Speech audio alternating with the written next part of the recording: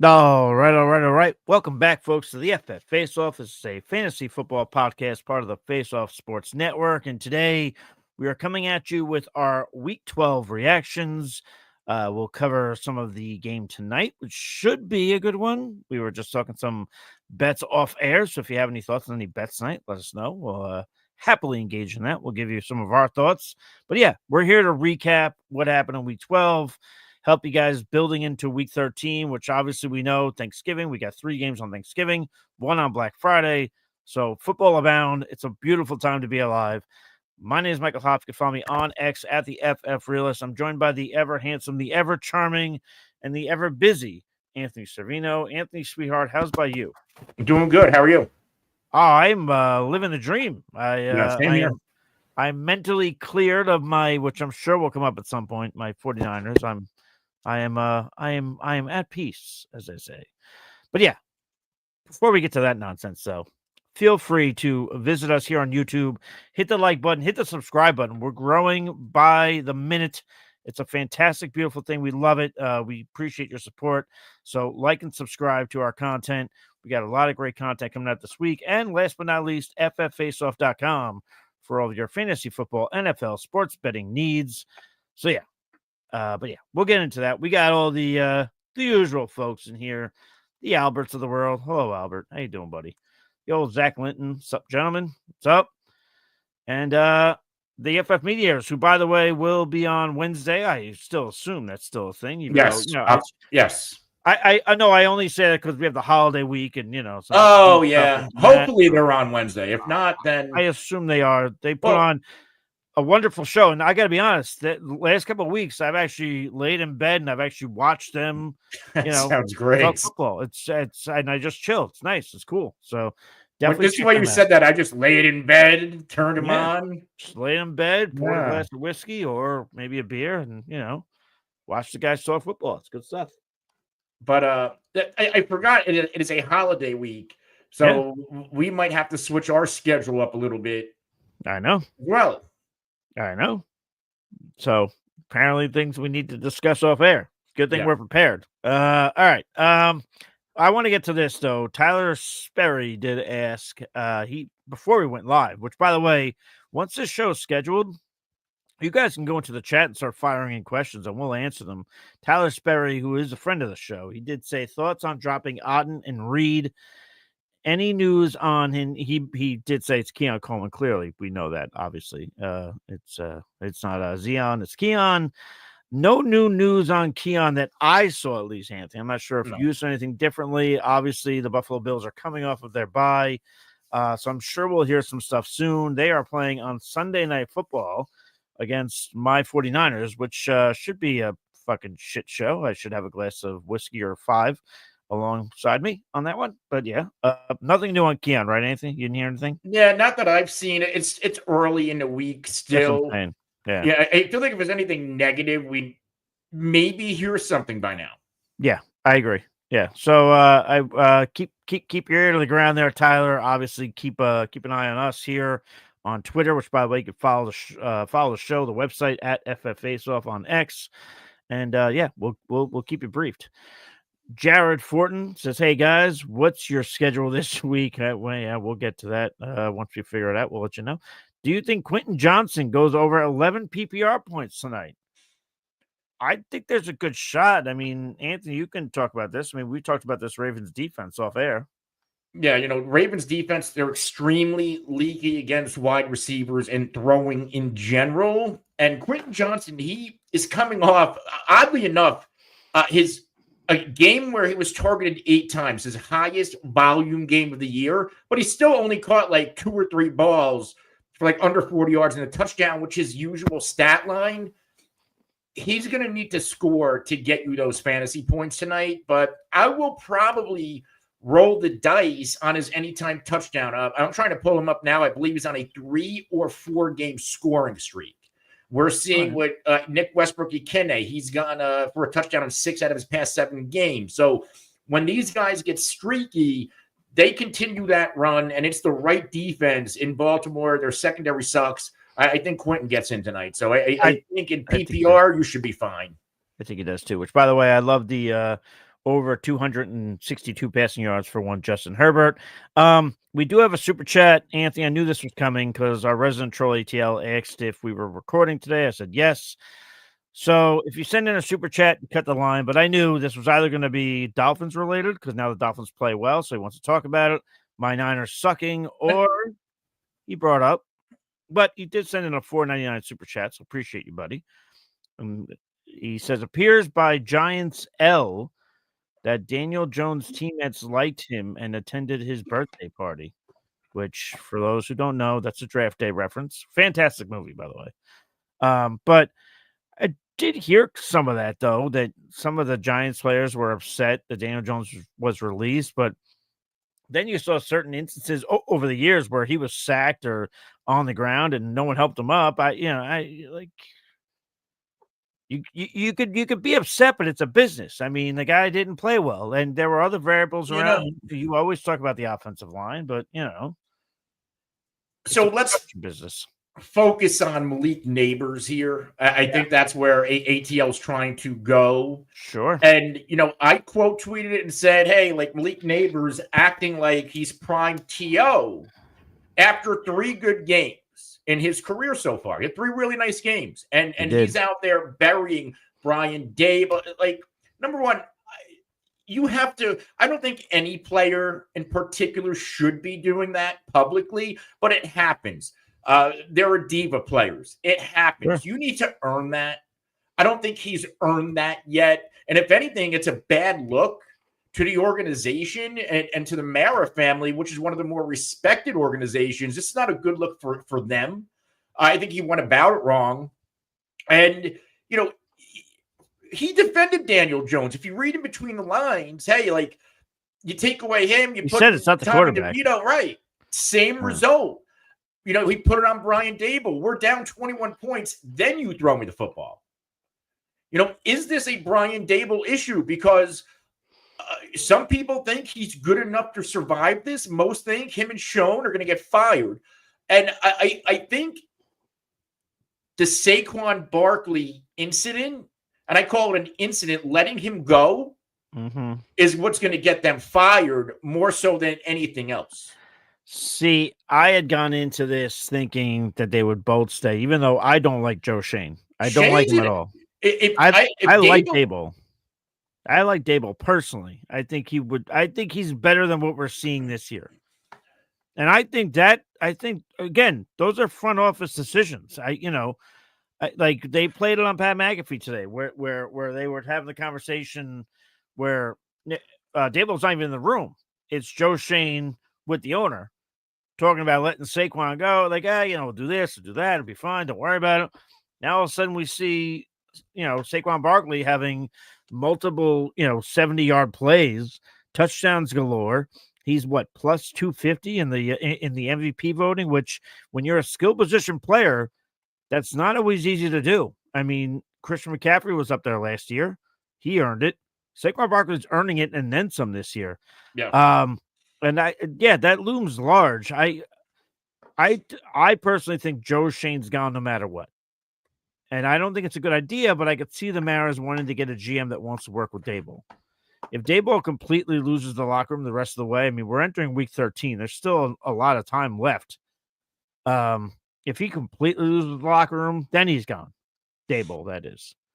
I think Joe Schoen needs to be gone. The Daniel Jones contract. But in theory, losing Saquon, like not paying him, at his age and the state of the organization, I don't think it was a bad football move. I don't think so. It was the fact that he went to Philly, and now he's having an MVP year. If he goes anywhere outside the NFC East, this isn't the conversation. Yeah, and I'm not saying it's not right. I'm not saying that's right. I'm not saying that's fair. There's a lot of things we talk about on this show. Like we talk about, like we always have the argument with Pete and Steve about Josh Allen, whether he's a lead or not, and he doesn't win the playoffs, and that's not his fault because there's more people. But whatever, that's the perception, and the perception is, while yes, it could be a good football move to not give Saquon that contract, you paid Daniel Jones, you didn't pay Saquon Barkley.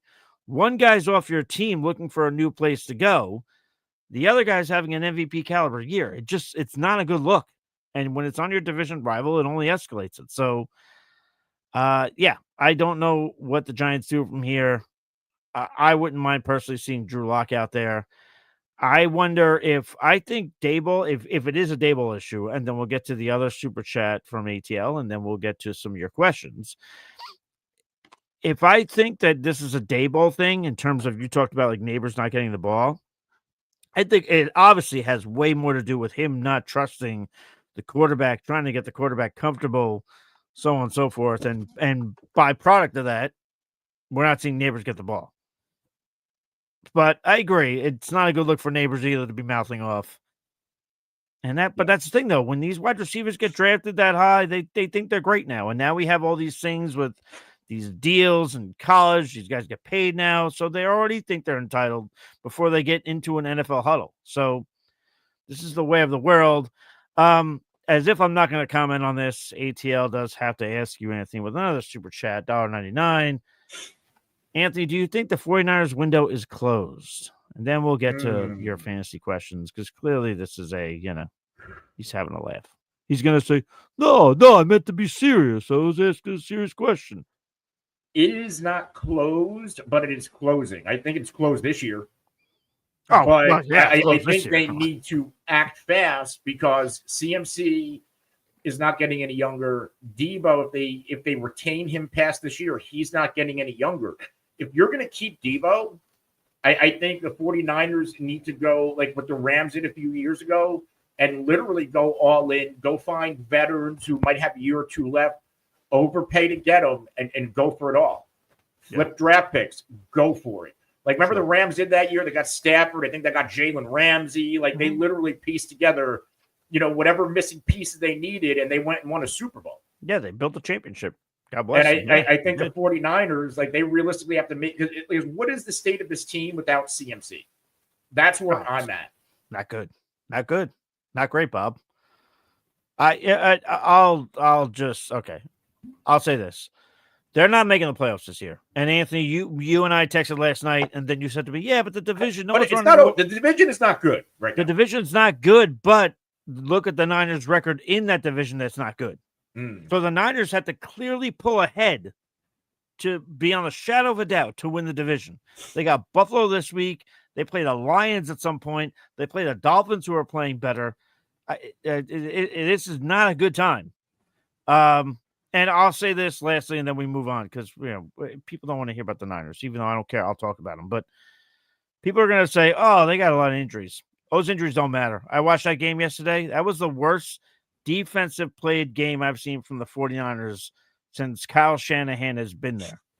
There was no swarming to the ball. There was missed tackles left and right. The first guy that got there never made the tackle. The defensive schemes suck. And then, yes, there's no Trent Williams. There's no Brock Purdy. Deebo Samuel I said during the offseason, this would be his last year with the team. I didn't think he would go out like this, though. He should have caught that ball over the middle. There was no one who was going to hit him. He wasn't going to get his head taken off. It just lapsed of mental judgment. He doesn't care anymore. He's phoned it in. So that's fine. So let's phone him in and get him out of there. But that's it. So their window is not closed, period, but it is closed this year. They're not making the playoffs, in my opinion. We did get one other super chat, and this is not Niner related. Is it a real one? It is a real one. Tyler did say, well, we did. The specifics. So he said, drop Otten for Disley. I assume that means Kraft or commit or no. So, Anthony, would you drop Cade Otton at this point? I mean, we saw the return of Mike Evans. Do you think that was a part of the production or lack thereof from Cade Otton? Are you finished with him right now? What are your thoughts there? Cade Otton. See, where was he on the my thing on Cade Otton 7th is, yes, Evans comes back, but Cade Otton still fills that middle of the field void that was left by Chris Godwin. The Giants were the number one matchup in terms of stopping tight ends. And Cade Otton was a liability this week. one of 3 targets, had a big play for 30 yards. Right. Number one, I mean, you can't.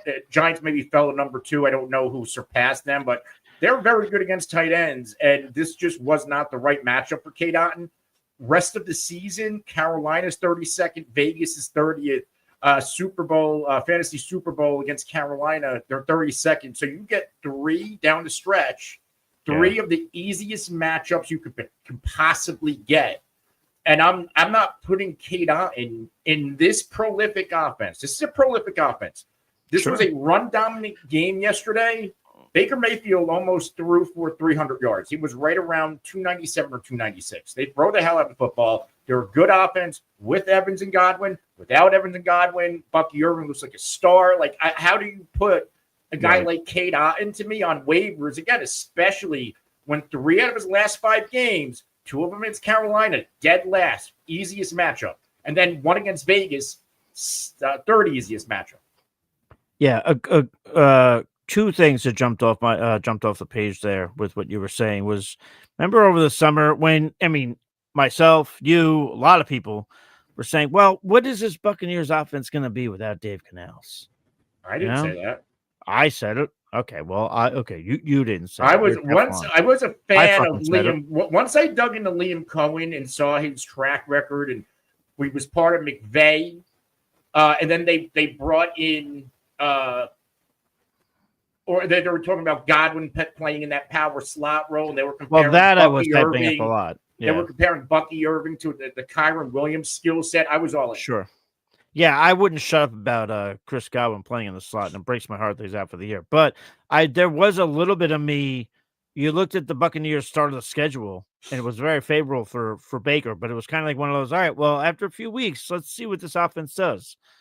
And I tell you right now, if there was no Mike Evans missing and if there was no Chris Godwin out for the year, this offense would have just been humming without any kind of lapse. You know, we had a little lapse with those injuries.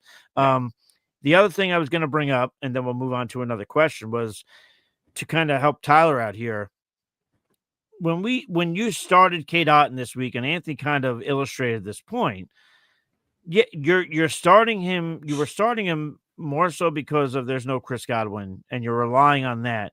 And yes, the matchup is not great, but you're relying on more so the production, the potential targets for an Otton. So don't let a bad week deter you and make you think you need to drop him, because this was a bad matchup for him. We just relied on what we've seen from Otton over the last few weeks. So don't be throwing the kitchen sink out the window. Don't be panicking too hard. Keep riding with them. If you guys asked a question, feel free to send it in again. We will answer it. I'm going to go from the bottom of the list here because I just want to make sure that we're up timing-wise to anybody who's asking a question if they're in this chat. And if you send in a super chat, you cut the line, of course. Potato Juice, one of my favorite names on this show, 4811. Gotta love the Twitch people. Always the best names. Yeah. Up 30 points with Henry, Quentin Johnson, and Chargers kicker. That's Cameron Dicker. Give that man his respect. He's got a name. An opponent has Lamar, Zay, and McConkey, who is questionable. Do I win? So, Anthony, little crystal ball action here, buddy. He's up 30. Henry, Quentin Johnson, and Cameron Dicker, the kicker, going up against Lamar, Zay, and McConkey. Johnston, Henry. That Derrick Henry? Yeah. I think. Do you know do you know any other Henry playing tonight? He should be fine. If you're up 30 with Derrick Henry, we have to assume at worst he's 15 points, right? That's about what he's given us as a floor. Right. It's a good enough matchup where Johnson should get you, 8 as a floor, and whatever the kicker's going to get you. Yeah, I mean, Lamar would have to pop, and so would both wide receivers. Right, you have to be looking at, even if McConkey and Zay got you 20 each, that's 40, and Lamar got you 20, that's 60. You would have to have all of your guys basically flop. Right, which I don't think will happen. Climb out of a 30-point hole, and then your guys would have to pretty much flop for you to lose this one. Mr. Potato Juice 4811, I think you'll be ending the night cheersing us with a little potato juice. And I will not be doing that, but I will be cheersing you with an IPA, good sir. So good luck to you. All the best. Wish you well. Appreciate the support. Armin over on the YouTube.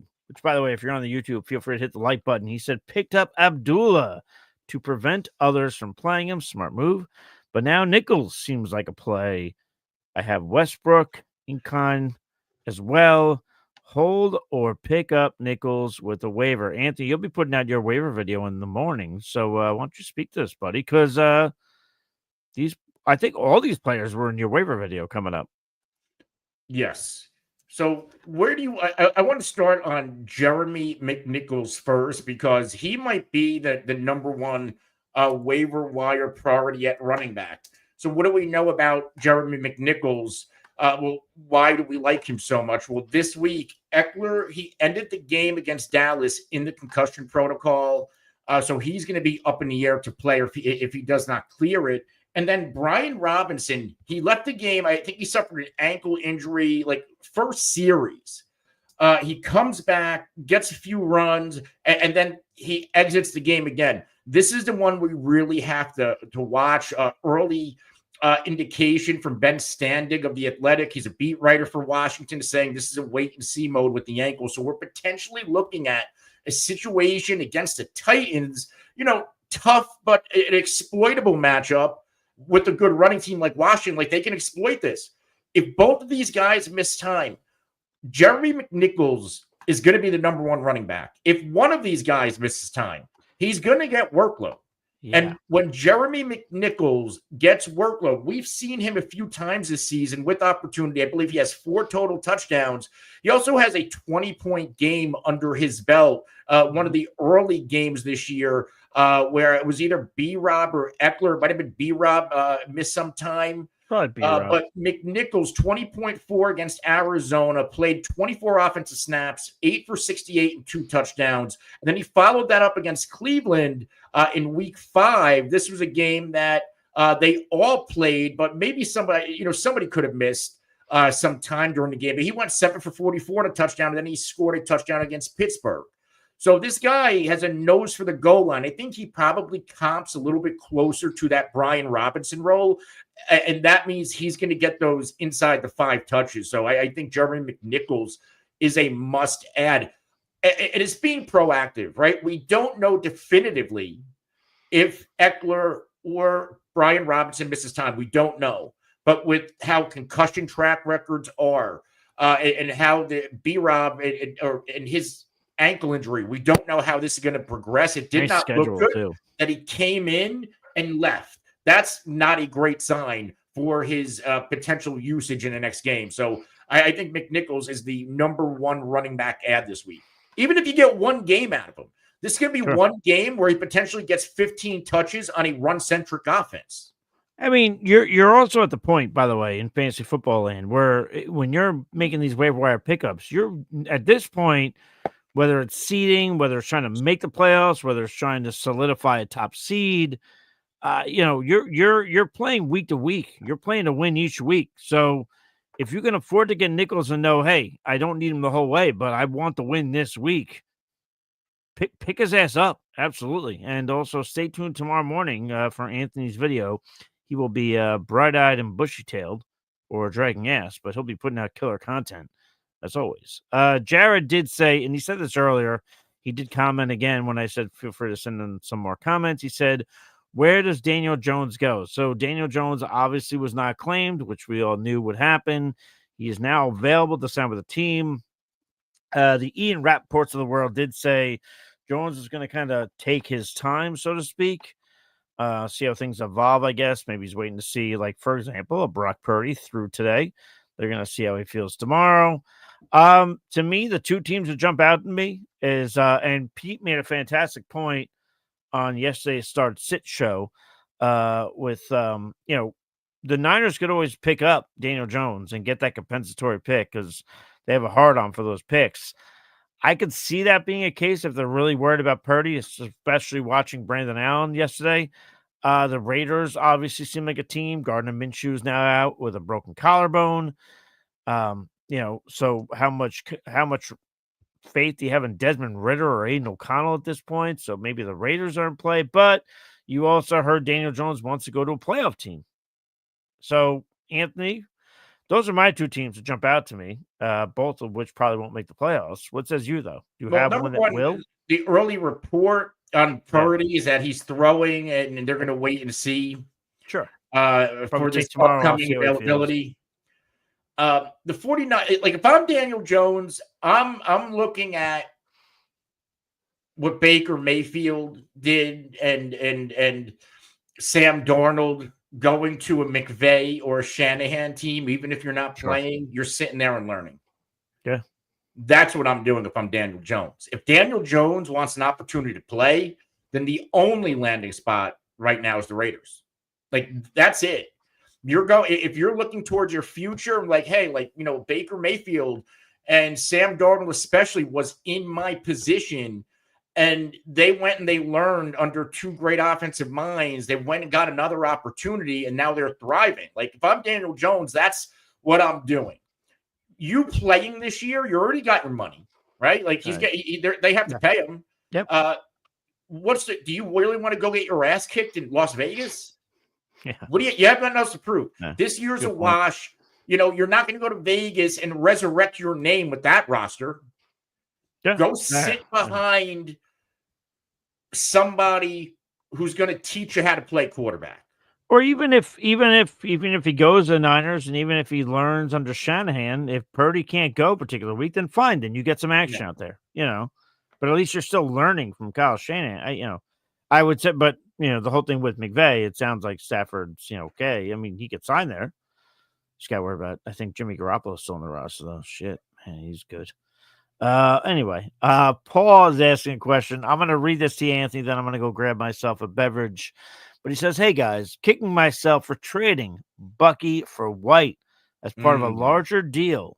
Is there any hope for White? And would you prefer him or Pollard as flex rest of season?" I'm going to exit the studio. Anthony, respond.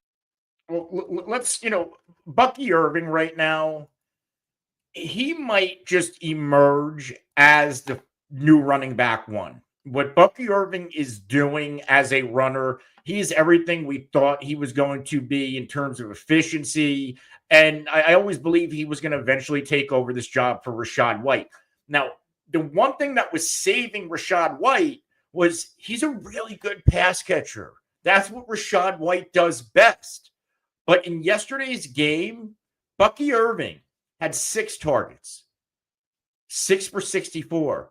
If Bucky Irving is not only better as a runner, but now he's potentially emerging as a receiver out of the backfield, he's going to take this job and run away with it, in my opinion. He played 55 offensive snaps to White's 47. Now, they've gone back and forth, but I'm looking at snap counts. And White, for the most part, has beaten out Bucky Irving when they're both healthy, not so much yesterday. I'm not saying, Rachaad White's going to go away, but I do see a world where Bucky Irving finishes this year as the de facto running back one. Now, could Bucky go down and then Rachaad White or take over again? Sure. But then we have to worry about Sean Tucker, who in small sample size, he looks just as good, if not better than Bucky, than Rachaad White. So Rachaad White I think he's in danger of at worst losing the starting job, which I think is pretty much lost, but he could potentially even lose run to Sean Tucker. I don't think that's out of the question, because anytime Sean Tucker gets an opportunity, he looks outstanding. Yeah, absolutely. Let's get one question, and then I do want to get on. No, I'm not done. He's not done yet. There's a second part of this question.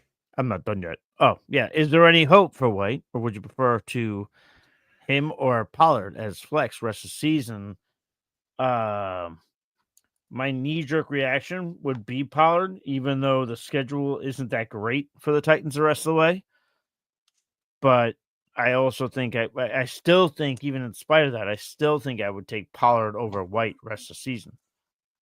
Yeah, Tony Pollard, he's somebody that I haven't been able to get right recently because, especially this past week, man. The matchup was terrible. He's come off of 2 of his worst games of the year, which is understandable, against the Chargers and Minnesota. Yesterday it comes out against Houston. Another bad matchup on paper. Yeah. And it was actually Tony Pollard's most productive game in fantasy. 21.9 PPR points, season high, 24 carries, 119 yards, touchdown, gets 3 of 5 targets for 10 yards. 5 targets, his second most volume of the year. The snaps, I think, close to or ties a season high. Now, he also, that 27 touches, back-to-back games in those bad matchups, he had 9 carries in each and at least 2 receptions. So, the volume went down. I was a little bit worried about Pollard. But seeing this uptick in usage, I feel like we have to buy back in. And Rachaad White, again, we just talked about him, Bucky Irving. Rachaad White is not going to see the volume he saw last year. And that's why everybody loved Rachaad White this year coming back. Well, he's going to get the volume. That volume's gone. I think it's all going to go to Bucky. Maybe he gets that 10 to 12 touch range, which is fine. That makes him extremely reception or touchdown dependent. Tony Pollard, despite having those 2 lulls in opportunity in weeks 10 and 11, he's still averaging over 19 touches per game. 68.3% yards after contact. He's also being targeted on over 13.7% of the routes of the team targets and over 22% of the routes he is running.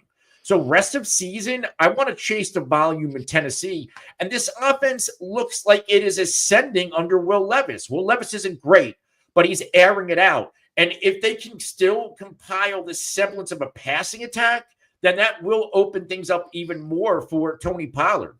Rest of season schedule, Washington, Jacksonville twice. You get Jacksonville, bye them again in week 14, end of the fantasy championship. You got the Colts mixed in, Washington next week, and Cincinnati. I'm all in on Tony Pollard over Rachaad White rest of season. If you have to make the trade, make the trade. But if you have him, then I don't think it's a question.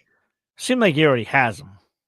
That's what it seemed like based on his question. But it seemed like he already had him. But yeah, 1,000%. Anthony said it all. I couldn't say much more without repeating what Anthony said. I do want to get into a question about this weekend and our thoughts on a particular 2 players rest of season, but Ross did ask, so we will ask you, Anthony. You are a J.K. Dobbins guy. He's down by 14, but he has J.K. Dobbins. Can I win? Which, by the way, Anthony let me know that it is a revenge game. It's a Dobbins and Gus Edwards, probably more guys revenge game because of the whole. So it's 2 revenge games? Yes. No. Got played twice, son. Just by rule. There might be more. I don't know. So Dobbins, my issue with Dobbins is that if he's not scoring, I don't think you're going to hit that number of 14 plus PPR points that you need. Doesn't give you a lot as a receiver, as we know. It's been a little bit better, but that's not what he does, especially with the way Herbert's playing and pushing the ball downfield. He has gone under 57 yards rushing in all but 1 game since week 9. So 4 out of his past 5 under 57 yards. He's extremely touchdown dependent. The Ravens also haven't allowed, and I'm sorry, I'll let you continue your point. I apologize. The Ravens haven't allowed a ton in terms of touchdowns, but they have allowed 8 total, 5 on the ground, 3 through the air. I mean, I see a world where he gets in the end zone, but if he gets you a touchdown, 15 carries, 50 yards, you might be right on the cusp. You're right there. Yeah. Yep. But if he doesn't get you that score and he gets you that 15 for 50, which was week 10 against Tennessee, that's 8.5. So you're gonna need 50 yards rushing, a touchdown, and to be safe, a 5-yard catch. But all right, so all this is correct, but he's asking you, can I win? So Anthony, yes, does JK? You have a chance. I would call it I would call it 50-50. Okay. I don't have a lean one way or the other. I think it's not like it's impossible, but again, if the Ravens defense shows up, I think you're going to be in trouble because then Justin Herbert's going to throw the hell out of the football. And what also worries me here is Hassan Haskins getting way too much fucking work on the goal line. Whoa. Family show. I take his Dobbins anytime touchdown almost every week, and I'll probably take it tonight. Hassan Haskins, because he's a fucking Michigan guy, of course, Harbaugh's going to jack him off. Whoa, golly. No, but why is it Hassan Haskins? If you watch that game last week, they gave him a goal line carry 3 straight times. Miss, and then they bring Dobbins to punch it in. What are we doing? Someone had money on that game. I'm not going to say what he had it on, but someone had money. Someone had action on that game. 4 inside the 5 carries since week 8, and then 3 in his past 2 games. Hassan Haskins, not Gus. Not Gus. Hassan Haskins. You always say this is a family show. We got Greg here watching. Hello, Greg. Sorry about the fucking potty mouth from Anthony. I don't know where he gets that fucking mouth from. $1 in this swear box, please, Anthony. Yeah, $2, motherfucker. Put those in there. All right. But no, we both think you have a good shot with Dobbins. I think Dobbins gets in the end zone tonight. Matter of fact, I'm physically going to bet it. So that's how emotionally invested I am. It's going to happen. I told you my parlay. It's going to happen. Yeah. Anyway, all right. Let's get into an actual discussion here. If you guys have questions, we'll answer them at some point. I do want to actually bring up a topic here. Jayden Daniels or Patrick Mahomes rest of season. Now, we finally saw after, and I say finally because Jayden Daniels was hot out of the gate. And all of a sudden, he ran into what we call the Cliff Kingsbury wall because it's been well documented in the second half of a season, Kingsbury's offenses, for whatever reason, start to falter. Maybe the defense has learned too much. Maybe he's, I don't know, maybe he's a little timid. The wide receiver one. There you go.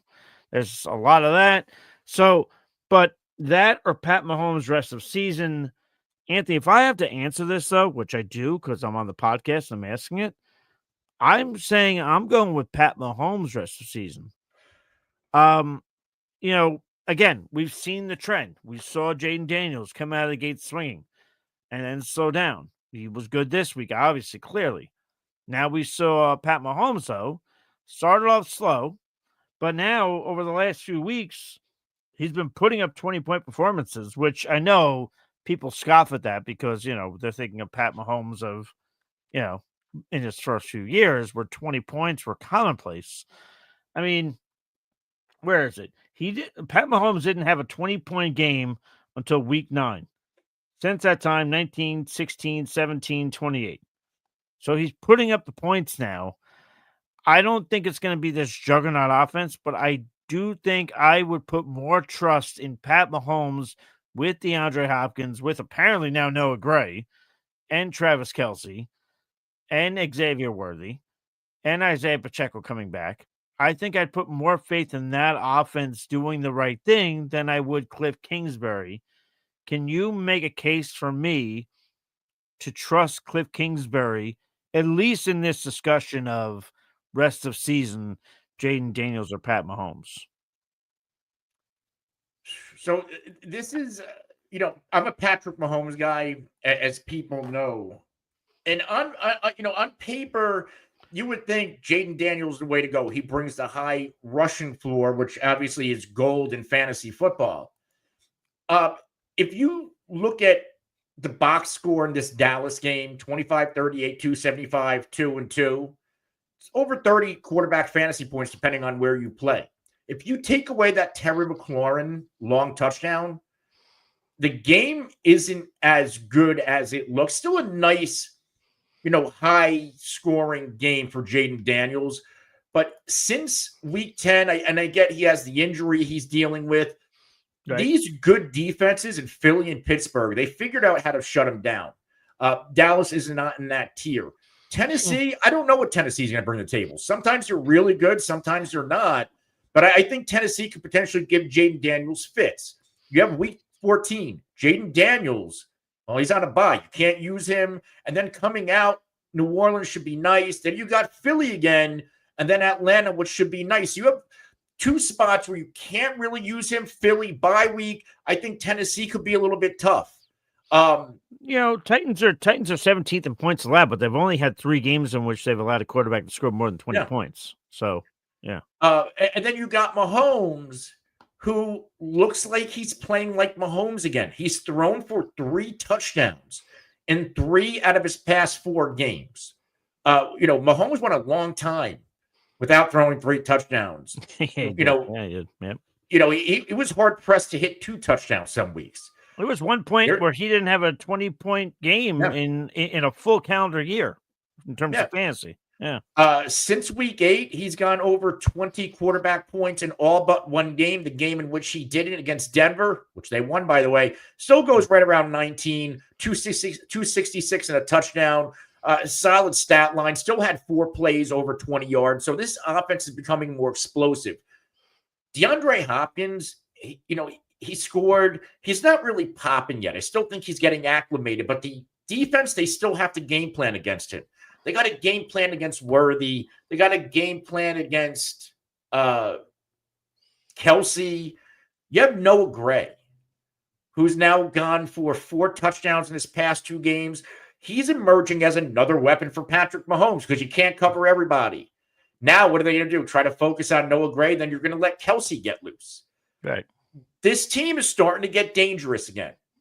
And I want to hitch my wagon to that team, that quarterback, and that offensive play caller. You get Oakland or Vegas, the Chargers, Cleveland, Houston, and then Pittsburgh in week 17. I would say schedule-wise, maybe Jayden Daniels has a little bit easier. But they're very limited with weapons. You take McLaurin out, and again, if you look at McLaurin's box score, you take away that big touchdown, he either goes for 100 and a touchdown or he goes for under 20 or 30 yards. Yeah. You take McLaurin out, the offense is different. You got to lean on Noah Brown and Zach Ertz, maybe Zacchaeus. What is this running game going to look like? That running game against Dallas, in my heart of hearts, if Brian Robinson doesn't get hurt, Washington probably steamrolls Dallas. But Dallas cannot handle the power runner. What if Brian Robinson misses some time? I don't know. And Chiefs got Pacheco. Sounds like he's going to. Chiefs got Pacheco coming back. I don't know. I just think, a lot of people, including on this podcast, who's not here right now, they just want the Chiefs and Mahomes to fail. I'm not one of those guys. Neither are you. To me, it is what it is. It's like, I know they're going to succeed. So, I'm not going to wish it anymore. He's going to succeed. Patrick Mahomes is going to do, and I think we're starting to see this offense starting to pop again. Have some fucking balls. Put a name on it. What do you mean? Who's saying it? Who's not here? Is it Pete or is it Steve? Both of them. I think more so Steve. Both of them. I think Steve might be more of the Mahomes hater than Pete. I don't know if Pete hates Mahomes. I just assume because he's a Broncos fan. But I know that Steve loves Josh Allen. Oh, yes. Hopelessly devoted. Oh, my God. Me and Steve have battled about Josh Allen Mahomes for like 3 years. Yeah. Well, all right. Well, that 3 years will have to be put on hold because we do have a super chat. Then I did want to ask you another question that did come in.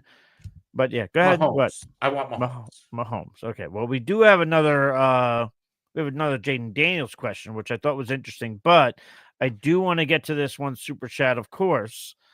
This coming from Mad Mex. All right, that's enough. That's enough. All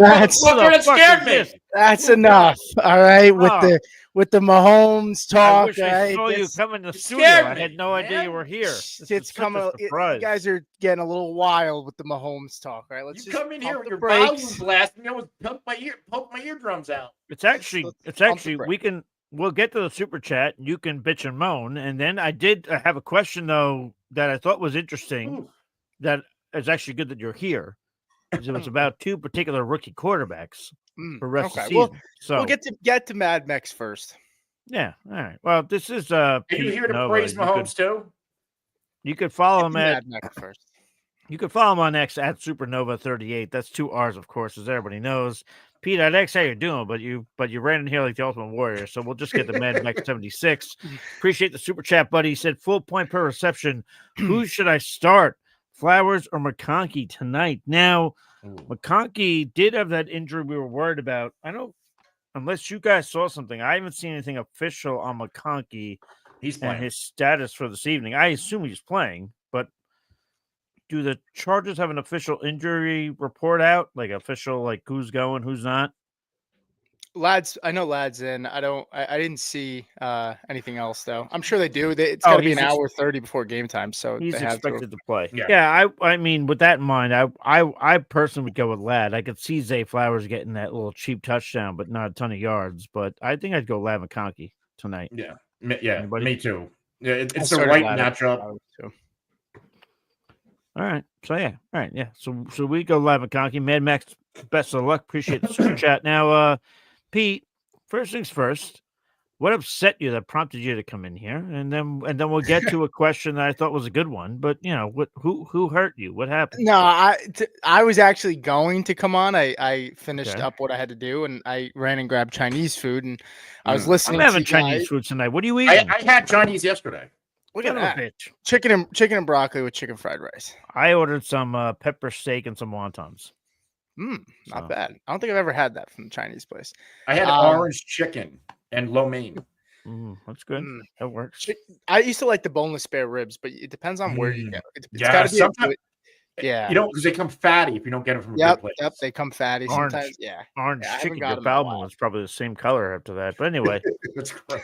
Pete, what upset you, buddy? What's the matter? No, I was gonna come on. That was the funny thing, but then I heard the Mahomes thing, and then I heard Anthony go, "Oh, there's somebody not on the show," and I thought he was talking about me, but then he said Steve. It's usually Steve is the bigger Mahomes hater. I give him respect. That's why I told Anthony to have balls and I asked him to put a name to it. But yeah, I mean, I think in the conversation of which either or, I think Anthony makes a good point. I mean, I honestly I think if you have Daniels, there's probably better days to come. And if you have Mahomes, I would temper expectations. I don't think it's going to be like it is the last few games. He'll probably come down to earth a little bit. I mean, he gets Las Vegas though, and he gets the charge, he gets Houston in the second round. So the schedule's there for him for sure. So I will ask the question I wanted to ask, but Dean did ask a question over on the Facebook, and then he replied with a question mark a few minutes later, which means he is kind of like Sonic the Hedgehog 2, where he's tapping his foot, waiting for us to do something. So let's answer this. He said, I traded Saquon. I got A.J. Brown and Amon-Ra in return. How do you think this is going? I'm 6-5 right now with Kamara, Jonathan Taylor, and Brian Robinson. Well, I mean, I wouldn't have done the trade to begin with, but I think more so beyond this. It's not working out for you because now we have Brian Robinson. We don't know if he's going to be out or for how long. Jonathan Taylor served up a bum game there. Kamara's coming off a bye, but as long as you're in a PPR league, you'll be okay. So just on the surface, I would have never done the deal to begin with. I would have done it. I mean, it's a really good trade. I know it's hard to move Saquon, but when you have Kamara, Taylor, and B-Rob, I mean, at one point, Kamara and B-Rob were really good. So it depends on when he did it. I could understand feeling this way now, though. And to be fair, depending on when you did the trade, there were some not bad games out of Saquon, but there was that stretch where Jalen Hurts had 5 touchdowns in 2 games, and Saquon was getting to the goal line and they weren't giving it to him, and I was pissed off. But yeah, Saquon, if you did this deal in week 4, he had 13 against Tampa. Then he follows it up off the bye, 7 points against Cleveland. Week 8, 12. There were some lows where, hey, I want to move off of Saquon Barkley because Jalen Hurts is too much involved. And then he all of a sudden, in week 9, he starts going ballistic in 3 out of his past 4 games, over 30 fantasy points. Now you're probably kicking yourself. But getting AJ and Amon-Ra St. Brown, I don't hate it. Yeah. Like, I mean, in a vacuum, in a vacuum, if I didn't know if you told me he's got good running backs and you were telling me today, I still don't think doing that trade today is that bad. I know Saquon's been phenomenal, but I mean, St. Brown and AJ Brown. I mean, we don't know when Devonta Smith's going to come back. I don't know. I get it. I get it. I guess I get it. I still wouldn't have done it. I'm not saying it's stupid. I just wouldn't have done it, but I get it. I get it. I swear to God, I'm going to get to the point I wanted to get to, but we do have a super chat. So, Jay's Life comes in with $1.99. Appreciate that, buddy. Standard, Keon Coleman or Elijah Moore playoffs. So it's not even not even on a week 13 question, which by the way, we're on week 13. What kind of world are we living in? But it seems more like he said playoffs. So what's a better playoff matchup? Is it Keon Coleman with the Buffalo Bills or is it Elijah Moore with the Browns, which we've seen Jerry Jeudy come to life? I mean, I think it's Keon pretty comfortably, in my opinion. That Browns offense, you never, other than Jeudy right now, you don't really know who's going to have the better game. And I mean, Keon Coleman, the last time we saw him come up on the field, like he started to pick it up. I mean, 125, 70, then he had a bad game, 21, but I think he got hurt in that game. And he played 45 snaps, but I mean, they get the Rams, who are 20th against receivers. Detroit in the first week of the playoffs, 28th. The Patriots are 24th in the second round. So I think it's Coleman for me pretty comfortably. Anthony?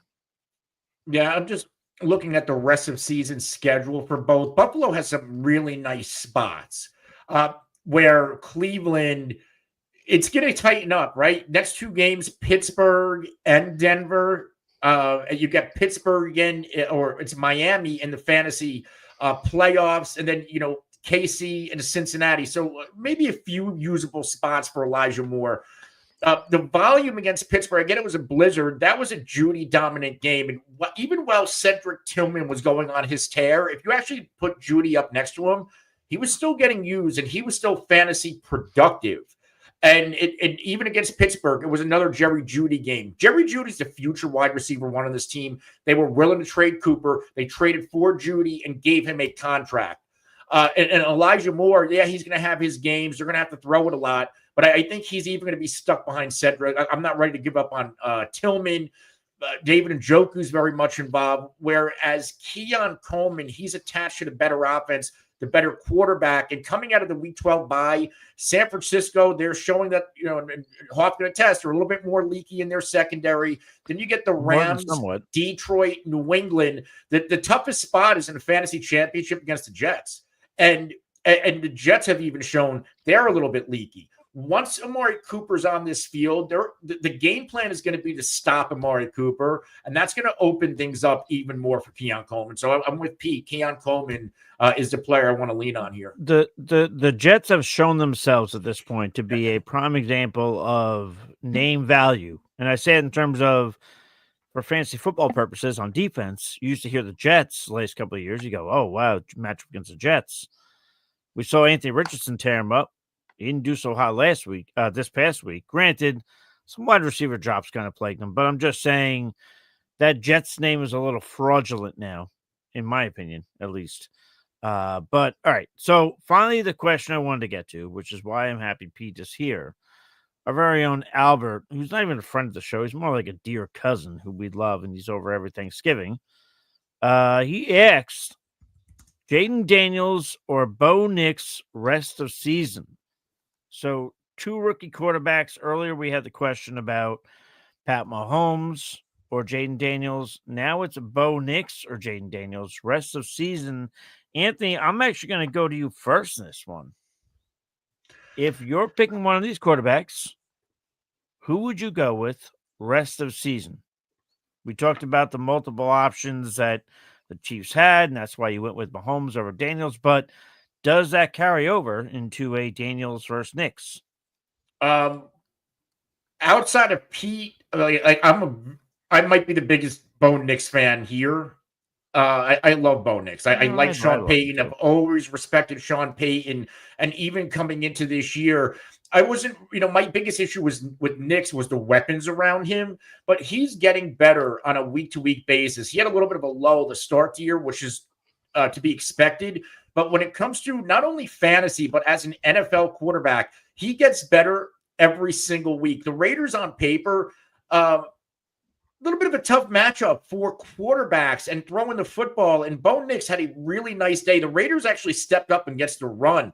And that game was really on Bo Nix. 25 for 42, 273 yards, 2 touchdowns, no turnovers. He doesn't give the ball away a lot.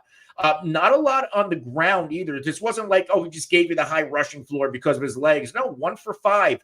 Even the week before that, 2 for 5. Like, he hasn't been involved with his legs as much as he was early. He's getting it done as a very good passer, which to me, like, outside of Cortland Sutton, very, I would say, subpar weapons. So give me Bo Nix, who hasn't had, like, his worst fantasy outing was back in week 4. He's given at least 15 quarterback points, and that 15 since week 5, that's his lowest in that time period. Like, he's a high floor player with the ability to pop just as much as Jayden Daniels. Well, and I've heard this on a couple other different platforms that since week 5, I think Bo Nix is like the QB3. Yep. Like, he's top 5 since then. So pretty crazy, just like we all predicted, apparently. Maybe Pete predicted it, but Pete, what are your thoughts there? Bo Nix or Jayden Daniels, if you could take off your Broncos glasses. I joke. I know you'll read it honestly, but what would you say? Yeah, I mean, the issue that I have with Daniels right now is, ironically, when Nix was playing well in the beginning of the year, it was the legs, it was the rushing upside. But then what we have seen is the legs taken away, where he hasn't been escaping the pocket and trying to run. We've seen him do this without his legs. Unfortunately, with Jayden Daniels, like, he's not running since the rib injury, right? And so what we've noticed is without that rushing upside, he hasn't been the guy. Now, granted, he scored 35 points this week, but majority of that came on one play to Terry McLaurin where it was a catch and run for 70 yards. Outside of that, he hasn't scored, he really hasn't. I mean, he's thrown for over, in the last 4 games, he's thrown for over 209 yards one time. And rushing wise, last week he rushed for 74. Maybe this was his coming out where maybe he's going to start running again. But to me, just based on the schedule, I'd prefer at this juncture to look at the playoffs and just forget about the next 2 weeks because, that's what really matters. And Nix gets the Colts, who it's probably fighting for a playoff spot, both of those teams. And that's at home. He plays the Chargers, where against the Chargers, he scored 24.9 points last time they played. And he gets Cincinnati, who's 29th against quarterbacks in fantasy. And that's, again, a chance to be fighting for a playoff spot. Cincinnati needs to win that game. They're still in the hunt. So to me, I would go with Nix at this point if we're looking at the playoffs. Now, there's a couple more weeks. Yep.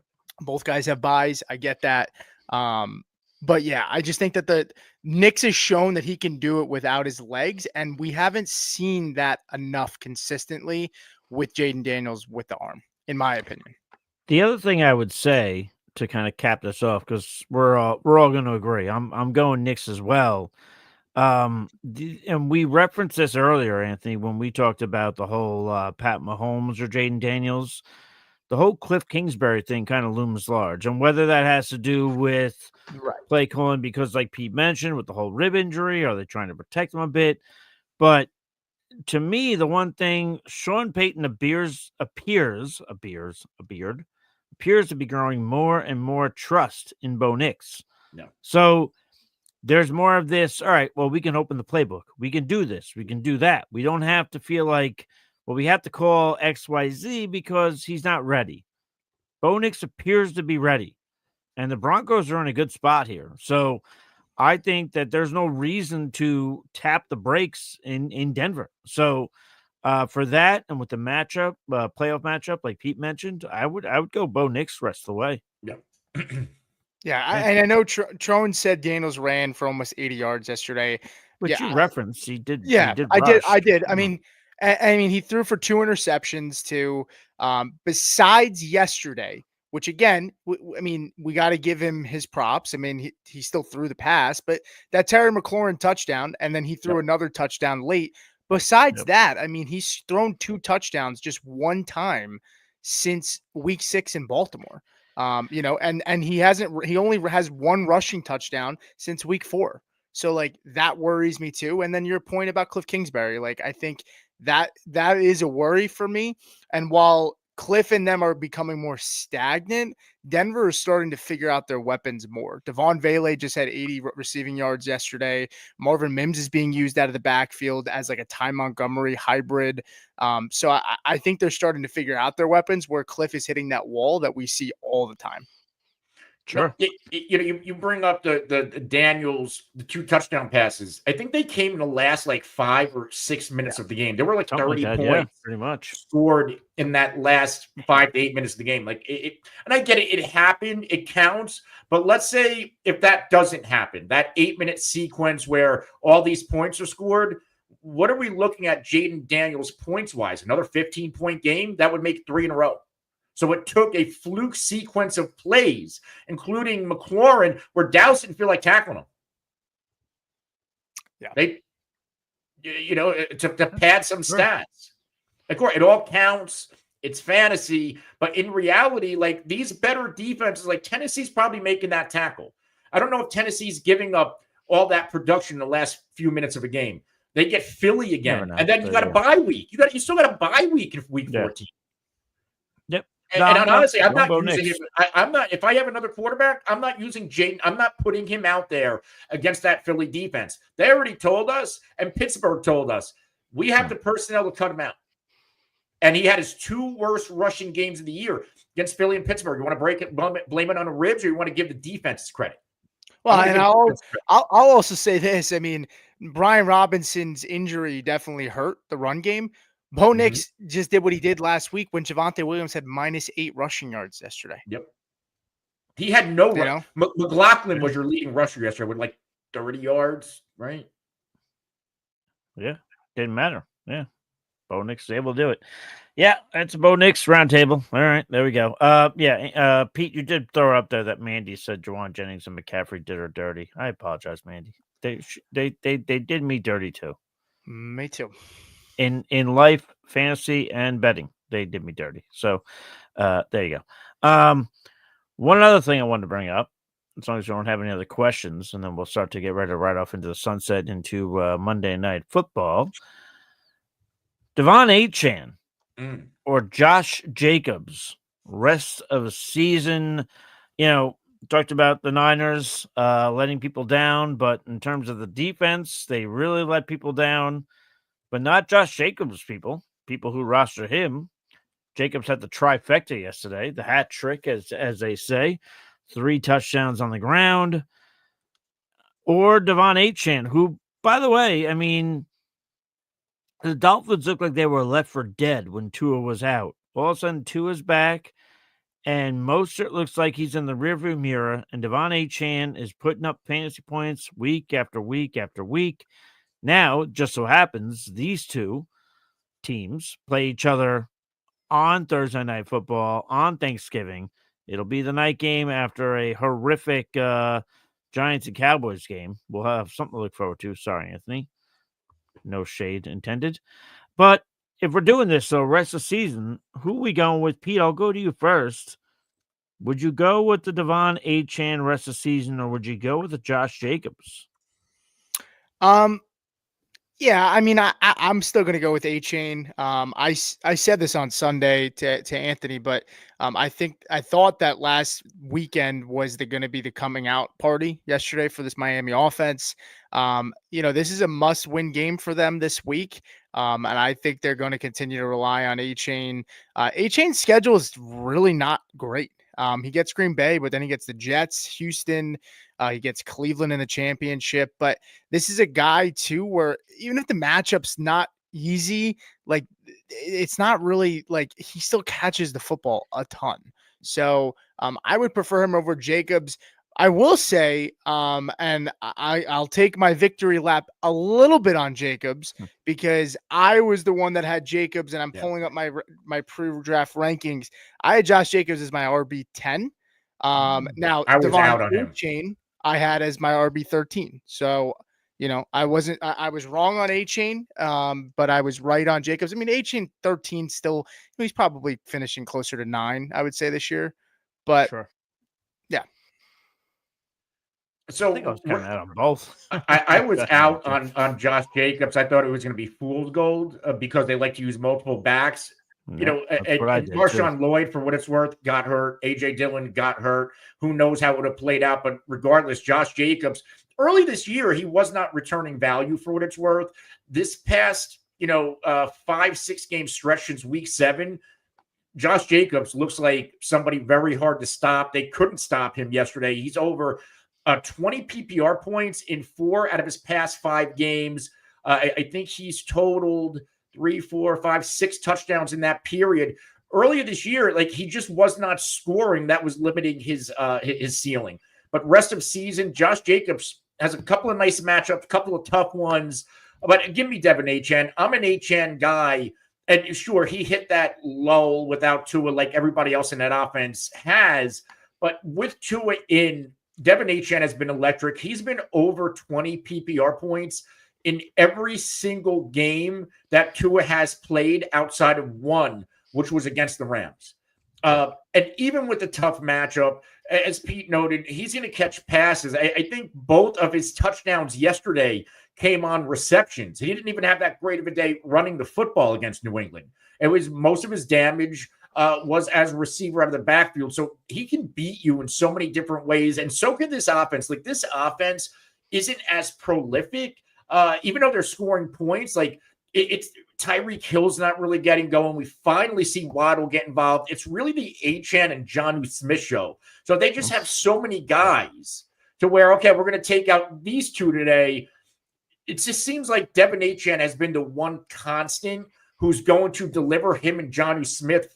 Obviously, I don't even know how I can say obviously, but that's how it's been. They seem to be the most reliable assets moving forward. And I just think overall, this offense in Miami might be more dependent on Achane than Green Bay is on Josh Jacobs. Or it's close. I don't know. It's actually kind of close because I don't know if Green Bay is winning football games without Josh Jacobs either. No, they're not probably. Yeah, for sure. I still think I go DeVon Achane, even though I think this is closer than some of the other questions that we had. I still, and Anthony, I'm kind of with you on this. Just I think it's more essential for the Dolphins to have DeVon Achane than it's essential for the Packers to have Josh Jacobs. I know that sounds weird considering last night, Jacobs with all the rushing touchdowns. Jordan Love really didn't do a ton for fantasy last night. But I also think that was more so taking advantage of a particular defense that decided that they didn't want to tackle him, that they were ready to play golf. I'm not bitter about that. It's going to be fine. No worries. I'll go DeVon Achane on this one. But the big disclaimer here, and this is the one thing I'm wondering, is if you're deciding between these two players, we saw what happened when Tua went down, and it was an absolute shit show for DeVon Achane. So are you willing to walk that fine line? And Anthony, I guess I'll go to you for fuck it. I'll go to Pete first this one. Pete, are you willing to walk that fine line? Because if Tua's out, we saw what happened to DeVon Achane, really all of the weapons there in Miami. If you want to ride rest of the season with DeVon Achane, is it too much of a risk? Because one wrong hit on Tua, this offense goes down the drain again. So your question is if Tua goes, is the concern about a potential Tua injury enough for you to say, for example, you would rather do Jacobs over Achane? No. I mean, you ride the horse that got you there. Both Jacobs and Achane have been good, but you can't play scared. We're coming down to the final stretch of the season. He's healthy. That's what matters. Tua is playing really good. football at this point. And I mean, you can make the same argument with Jordan Love. I mean, he hasn't been the healthiest either. Now he's played through injuries, but I mean, he's taken some shots and, and if Jordan Love is gone, I mean, this offense, I mean, I know Malik Willis had like a nice 2 games, but I mean, he's still, you're not gonna be able to count on either guy if their quarterback goes down. So I completely agree. Jacobs in the 2 games with Malik Willis under center, 15 and then 5.8. Yeah. And we saw Love a few weeks ago. He almost suffered another long-term injury. He didn't. He came back and played through it, but I think it's just as much of a risk at this point. Yeah. All right. Let's look at this one last question. I guess we'll get ready to ride off into the sunset. Get our bets in for Monday Night Football. Jared said, looking to get ahead on waivers, must win Week 13 to clinch number 1 seed. Buys in Week 14 are bad. Is Jay McNichols a good flex play in PPR? And thoughts rest of the season? Anthony, you can kind of take this away because we talked about it at the top of the show. Don't know if Jared missed that, but and he will be making your waiver wire show tomorrow, which, by the way, feel free to like and subscribe to our content. You can be first dibs on that waiver wire show that Anthony will put out first thing tomorrow morning. Anthony, what says you, though, on McNichols? Yeah, as long as one of Brian Robinson or Eckler misses this upcoming game against the Titans, then I think McNichols is a must start. He's flashed every time he's been given an opportunity in this offense. This offense wants and needs to run the football. I think Tennessee isn't a bad match. It's a bad matchup, but it's not a terrible matchup to where a good running team, isn't going to get some production there. Now, obviously, if both Eckler and Brian Robinson are active, you can't use Jeremy McNichols. But I think one misses, and there's a good chance possibly both miss because this Brian Robinson ankle injury, he left, he comes back. Usually when they leave a second time, it's a little bit more significant, and then we don't know how long it's going to take Eckler to clear the concussion protocol. So I think this is a good proactive play. So my question would be, and I know McNichols has showed it, but I mean, Chris Rodriguez, they waived him to make room. But if both of those guys are out, you have, I mean, I understand McNichols has showed more, but I don't know. Rodriguez profiles to me as more of a 3-down back. So I don't know. I would, if I'm in a deep league, like a 14-man, like I would be fine stashing Rodriguez on the possibility that, Robinson sees less time, because McNichols, to me, profile is closer to Eckler in terms of their bodies type. He's a little bit more physical, but yeah, that was the only thing I was going to add. Anthony, got anything, or are you good? No, I mean, McNichols, he's just on the roster. I don't know why. Yeah. Maybe it's a special teams thing, honestly. So maybe there's not much of a difference between the two. And it's just, hey, this guy plays special teams. Rodriguez doesn't. Yeah. Sure. Yeah, it could be. I mean, like I said, I mean, they liked him last year, and Rodriguez had 11 carries for 52 against the Giants this year. So, that's all. So before we ride off into the sunset, 49er logo, even though I hate that logo, but Bang Bang Niner Gang, I guess it's more like flaccid Niner Gang, but whatever. We're here. We're alive. Hi y'all. Said I have a quick question. Would you start Ladd McConkey or Quentin Johnston? We talked a little bit about this earlier. So, Pete, I'll go to you on this one. Sounds like Ladd's going to be able to play. We'll see if there's any kind of limitations. We haven't seen anything to kind of articulate that, but where would you go here? One of these two Chargers wide receivers against a Ravens defense that has given up quite a few points. Yeah, I'm starting Ladd. I think QJ could have a good day. Me and Anthony told people to start him a lot on Sunday. But I mean, Ladd's been playing too hot, and the connection's there. So you're starting Ladd. That's all. I don't have to go deep into it. Yeah, I'm with Ladd too. He's just I get Johnston had more volume, his most volume last week. He didn't do anything with it outside of his normal touchdown, 2 receptions, and like 40-yard stat line. McConkey, he's going to be the more consistent volume guy, and I want to chase volume more than touchdowns in fantasy. Yeah, amen. All right. Anthony, anything to say before we ride off into the fantasy football? Well, I just want to answer him real quick. I would just want to answer him real quick. My suggestion would be James Conner coming off a bad game. You might be able to get Connor for Coleman and Smitty. I think Connor would be a nice dart throw. And I actually like that because I like Connor's playoff schedule, which is literally why I traded for him in my home league. So yeah. Week 16, I believe they have the Panthers. It's right around there. They do have them in the playoffs, and they also have the Patriots. Yeah, right. So, nice. So yeah, yep. But no, Pete's defense video came out earlier today. Mike, your kicker video is scheduled for 8 waivers tomorrow, clips tomorrow. And then we'll have our waiver wire live show tomorrow night, 6 Eastern. We have to figure out the rest of the live content schedule the rest of the week, but we will we'll post that on social. We'll announce it tomorrow night. And the best way you can also do it, you can subscribe to our wonderful YouTube channel. Hit the bell icon and be notified every single time we go live.